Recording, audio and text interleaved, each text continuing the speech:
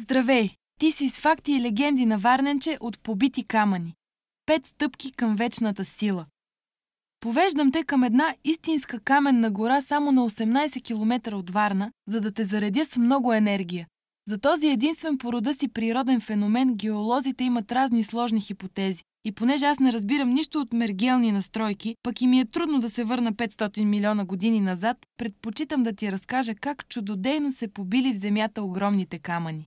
Имало едно време, край едно море, едно малко селце с красиви мангрови дървета.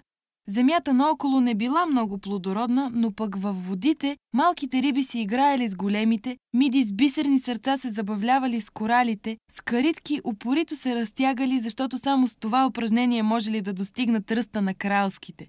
С една дума, с това изобилие от морски дарове хората нямало как да останат бедни и гладни. Освен това със сигурност били стройни и красиви, никакви излишни мазнини, хипертония и висок холестерол. Всяка сутрин, докато младите мъже влизали в морето за улов, край брега се гонели босоноги девойки. Днес никой няма да отрече, че това е най-полезният джогинг. Слънце, йодни пари, пясъчен масаж. Изобщо животът бил лек и безгрижен. Веднъж даже един от старците говорил със златната рибка, но да не смесваме приказките.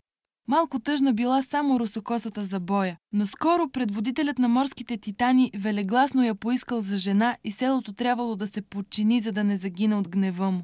Ала хубавицата била влюбена в Камен, момък силен и снажен, любимец на всички. Говорело се дори, че Бог само на него разкрил името си и го дарил с вечен живот.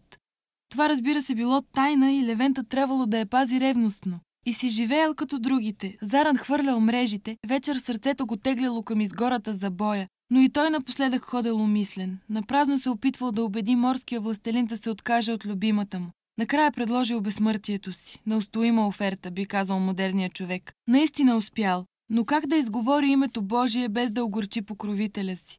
Бог ли му дал прозрение, либето ли го подучило или бил ли гениално умен, това не е от значение. Важен е щастливият край. Рано, преди изгрев слънце, отишъл при морския господар и пожелал титаните да излязат на брега. Подредил ги така, че стелата им изписал името на Твореца. И о чудо! От небето божествени лъчи събрали влюбените за боя и Камен, но обгърнали в студена светлина титаните и миг след това те се вкаменили. Разбираш ли? Любовта забила камъка в земята. Много камъни побила. Разгледай ги, самотникът, войникът, големия трон. Ходи бос, бавно. Докосвай ги, за да се очистиш от негативното поле.